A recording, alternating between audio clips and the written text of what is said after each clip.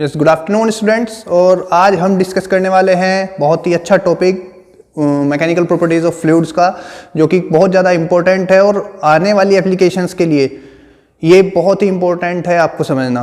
तो वीडियो को लास्ट तक देखिएगा एंड चैनल को सब्सक्राइब कर दीजिएगा जिसने नहीं किया हो।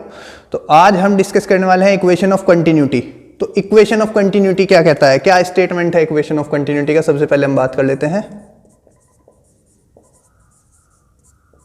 तो स्टेटमेंट क्या कहता है आपका इक्वेशन ऑफ कंटिन्यूटी की, अगर किसी भी क्रॉस सेक्शन ऑफ पाइप में, किसी ट्यूब के varying cross section of pipe में आपका जो लिक्विड है वो फ्लो कर रहा है वेरिंग क्रॉस सेक्शन के थ्रू, तो उसका जो प्रोडक्ट होगा एरिया और वेलोसिटी का स्ट्रीमलाइन फ्लो में क्या होगा, कांस्टेंट रहेगा। तो यहां पर मैं लिख देता हूं इसका स्टेटमेंट आपको। It states that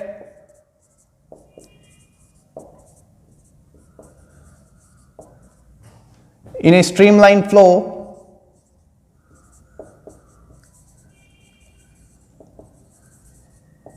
of non-viscous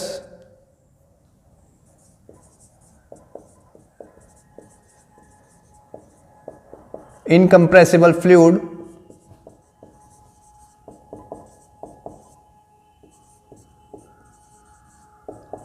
through a pipe of varying cross section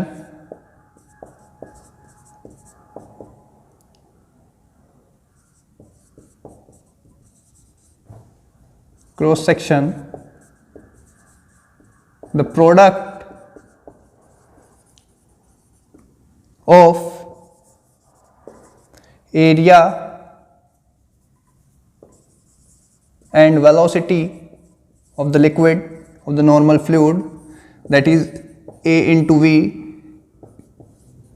remains constant। यही हमको प्रूफ करना है, यही जो है बच्चों हमको प्रूफ करना है। एरिया और वेलोसिटी जो होगा A और B के बीच में क्या रहेगा, आपका चेंज होते हुए एरिया से जो लिक्विड फ्लो करेगा वो कांस्टेंट रहेगा, यही हमको प्रूफ करना है। तो इसके लिए हमने क्या किया, हमने एक ट्यूब को कंसीडर कर लिया having varying cross section of area and a liquid is flowing in a streamline flow through A and B between the section area और A and B with the velocity v1, pressure p1 at point A and the corresponding quantities are at B, p2, v2 and a2। तो ये जो area है आपका कितना है, a2 है B पर, प्रेशर जो है आपका P2 है और वेलोसिटी V2 है। क्लियर। तो यहां से हमको इसको जो है प्रूफ करना है। अब इसको प्रूफ करने का तरीका क्या है भाई, सबसे पहले तो हमको ये चीज याद रखनी पड़ेगी कि जब भी किसी वॉल्यूम से या एरिया से कोई चीज फ्लो कर रही है तो अमाउंट ऑफ मास वहां से कुछ ना कुछ उस क्वांटिटी का फ्लो हुआ है।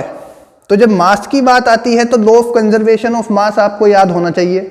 लॉ ऑफ कंजर्वेशन ऑफ मास क्या कहता है कि वो सेम रहेगा, वो चेंज होगा नहीं। जो आपका मास जो है वो neither be created nor destroy, it will remain same. तो यानी कि जितना लिक्विड फ्लो आपका ए पॉइंट से हुआ, जितना अमाउंट ऑफ लिक्विड फ्लो हुआ ए पॉइंट से, उतना ही बी से एग्जिट करना चाहिए।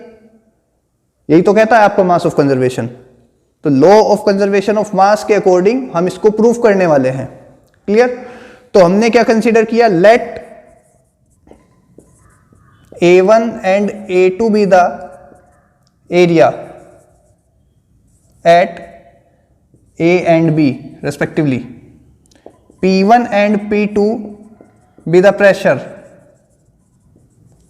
at A and B, and V1 and V2 be the velocity of the liquid, velocity of liquid। ठीक है। तो अमाउंट ऑफ मास की बात करते हैं। The amount of mass at point A,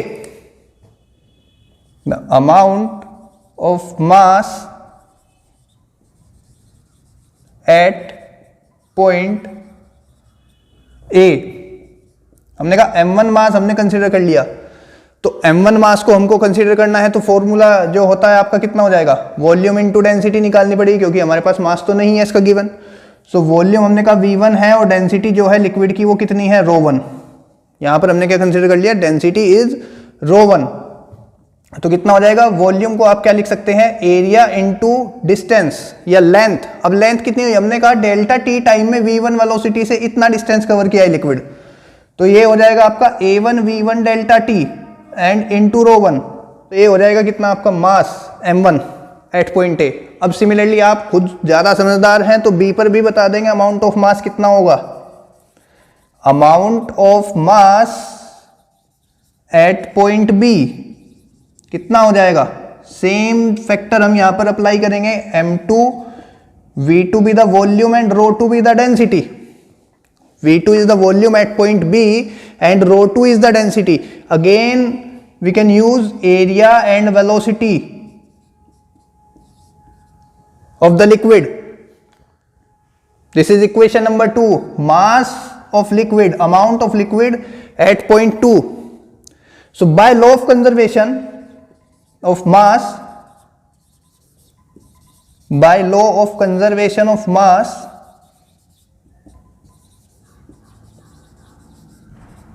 m1 becomes equal to m2, m1 becomes equal to m2, ये होना चाहिए। तो यहां से जब और कोई फैक्टर यहां पर अभी इफेक्ट नहीं डाल रहा है तो by law of conservation of mass m1 is equal to m2 हो जाएगा। तो ये कितना हो जाएगा, a1 v1 delta t rho 1 is equal to a2 v2 delta t rho 2। This is the amount of liquid. Delta t से delta t आपका cancel हो जाएगा, लेकिन ये क्या हुआ, यहां पर तो रो 1 और रो 2 बच गया, इसको कैसे हटाएं। सो रो 1 एंड रो 2 इस तरीके से हटेगा। आपका लिक्विड जो है, हमने सबसे शुरू में बात की थी, स्ट्रीमलाइन फ्लो में मोशन कर रहा है, इनकम्प्रेसिबल नॉन विस्कस लिक्विड की बात कर रहे हैं हम। तो बच्चों स्ट्रीमलाइन फ्लो के लिए आपका क्या हो जाएगा, row 1 equal to row 2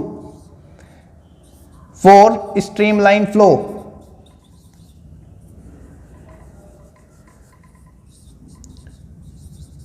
streamline flow row 1 equals to row 2, तो यहां से आपकी क्या वैल्यू आ जाएगी, a1 v1 बराबर a2 v2। It means av remains constant, the product of area and velocity remains constant. ये क्या हो जाएगा आपका, एरिया और वेलोसिटी का प्रोडक्ट कांस्टेंट हो जाएगा। ये तो इसको हम ऐसे भी समझ सकते हैं कि area is inversely proportional to the velocity. Pipe आप घर में पाइप से आप पानी छिड़कते हैं घर में, तो उसकी टिप, उसके जो ओपनिंग है उस पर आप थंब को लगा दीजिए हाफ, उसकी वेलोसिटी बढ़ जाएगी क्योंकि एरिया जो है आपका कम हो गया। तो ये यहाँ पर आपको ये बताएगा कि एरिया जो है वो इन्वर्सली प्रोपोर्शनल है वेलोसिटी के।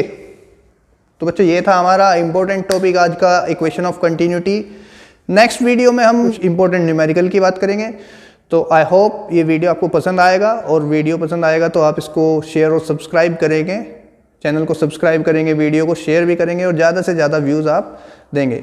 थैंक यू, नेक्स्ट लेक्चर में मिलते हैं। जय हिंद।